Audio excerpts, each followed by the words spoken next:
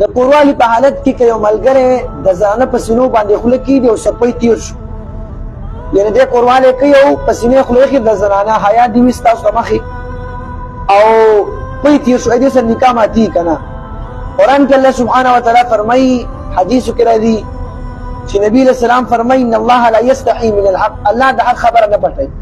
موږ هم چې دا د ملګرو سره واضح کړو، که چېرته ملګری د زنانه په سینو باندې خوله کېږدي او څپی تیر شو یا تیرېدل خو د واپس څوکل دې سره نکاح نه ماتېږي. هغه یو زنانه داسې وي چې د هغې ماشوم نه وي او په